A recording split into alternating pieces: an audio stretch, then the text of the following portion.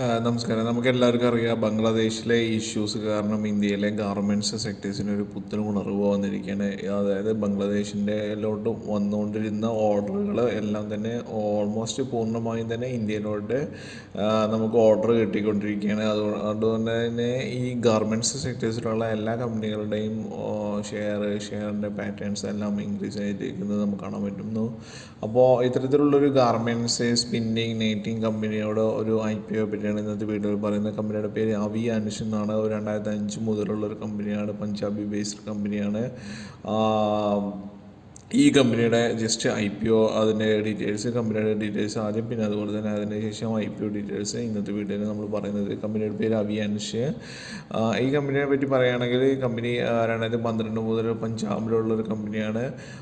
Company 100% cotton യാണ് ഉൽപ്പാദിപ്പിക്കുന്നത് എന്ന് അവകാശപ്പെടുന്ന കമ്പനിയാണ്. കമ്പനിയുടെ മെയിനായിട്ട് അവർക്ക് മെയിൻ പ്രോഡക്റ്റ് എന്ന് പറയുന്നത് അവരുടെ ഗാർമെൻറ്റിങ്, സ്പിന്നിങ്, നൈറ്റി എന്ന് പറയുന്നത് ഈ നെയ്ത്ത് എന്നൊക്കെ മലയാളത്തിൽ പറയുന്ന ഇതാണ്. അപ്പോൾ ഇതൊക്കെയാണ് ഇവരുടെ products.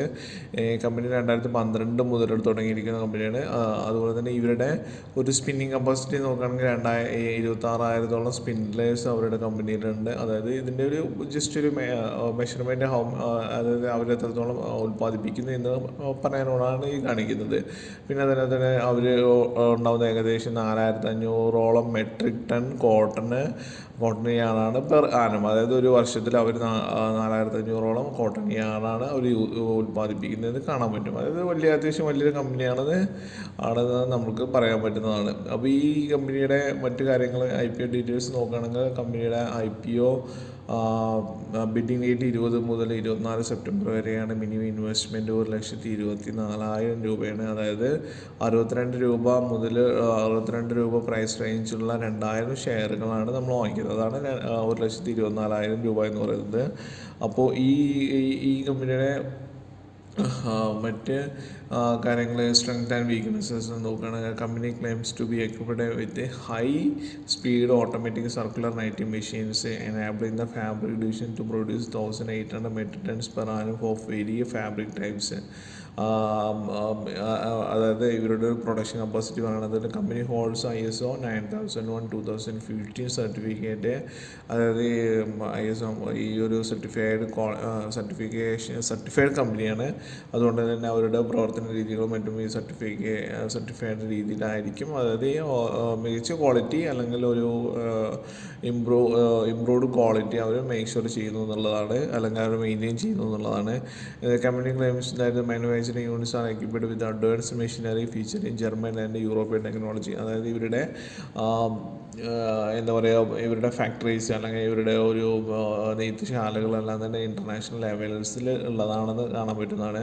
The company has been consistent increase in revenue for operations over the past few years. Revenue from operations increased RS 119.51 crore in 2022 to 120.71 crore in 2023 and 141.39 crore in 2024.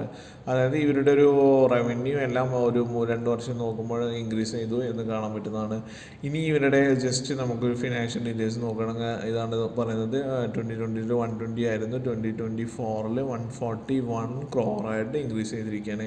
ഇനി ഇവരുടെ അവരുടെ ഒരു അസറ്റ്സ് എത്ര ഉണ്ടെന്ന് നോക്കുകയാണെങ്കിൽ 2022 43 കോടി രൂപയുടെ ആസ്തി ആയിരുന്നെങ്കിൽ അത് 2024 ആകുമ്പോഴേക്കും 65 കോടി രൂപയുടെ ആസ്തിയാണ്. ഇനി പ്രോഫിറ്റ് 2022 1.55 crore. അത് 2023 കുറഞ്ഞിരുന്നു, 0.29 ആയിരുന്നു. പക്ഷേ 2024 ആകുമ്പോഴേക്കും അത് 3.31 ആയിട്ട് ഇൻക്രീസ് ആയിരിക്കുന്നു എന്ന് നമുക്ക് കാണാൻ പറ്റുന്നതാണ്. Application details of V and textiles details നമ്മൾ ഓൾറെഡി പറഞ്ഞിരിക്കുകയാണ്. ഇനി ഇവരുടെ ഇത്തരം കാര്യങ്ങളാണ് ഇവരുടെ കമ്പനിയുടെ ഒരു കാര്യങ്ങൾ. ഇനി ഈ ഒരു കമ്പനിയുടെ മെയിനായിട്ട് നമ്മളുടെ അപ്പോൾ ഇത്തരത്തിലുള്ളൊരു ചെറിയ കമ്പനിയാണ്, ഒരു സ്പിന്നിങ് കമ്പനിയാണ്, അല്ലെങ്കിൽ ടെക്സ്റ്റൈൽ ഗാർമെൻറ്റ്സ് ഫീൽഡുമായി ബന്ധപ്പെട്ടുള്ള കമ്പനിയാണ്. കമ്പനിക്ക് മറ്റു പല രാജ്യങ്ങളിലായി ഇന്ത്യയിൽ തന്നെ മെയിനായിട്ടുള്ള ഉത്തർപ്രദേശ്, പഞ്ചാബ്, ഹരിയാന ഇതുപോലത്തുള്ള സംസ്ഥാനങ്ങളിൽ ഒരുപാട് ഇവരുടെ പ്രോഡക്ട്സും മറ്റുമുണ്ട്. അതുപോലെ തന്നെ നേപ്പാൾ, ബംഗ്ലാദേശ്, ഫിലിപ്പീൻസ്, പിന്നെ അതുപോലെ ഹോങ്കോങ് എന്നുള്ള ഏരിയകളിൽ എന്നുള്ള കൺട്രീസിലൂടെ ഇവരുടെ ഒരു എക്സ്പോർട്ട്സും പ്രോസസ്സ് നടക്കുന്നുണ്ടെന്ന് അറിയാൻ പറ്റും. അതായത് വളർന്നു വരുന്നൊരു കമ്പനിയാണെന്നാണ് ഈ കമ്പനിയെ പറ്റി നമ്മൾക്ക് ഇപ്പോൾ പറയാൻ പറ്റുന്നത്. അപ്പോൾ ഇത്തരം കമ്പനികളിൽ ഇൻവെസ്റ്റ് ചെയ്യുന്നതിന് മുമ്പ്, റെക്കമെൻഡേഷൻ അല്ല, ഇൻവെസ്റ്റ് ചെയ്യുന്നതിന് മുമ്പ് നിങ്ങൾ നിങ്ങളുടെ ഫിനാൻഷ്യൽ എക്സ്പേർട്സുമായി ഡിസ്കസ് ചെയ്തിട്ട് ഇൻവെസ്റ്റ് ചെയ്യുക എന്നുകൂടെ ഈ ഒരു വീഡിയോയിൽ റിക്വസ്റ്റ് ചെയ്യണം.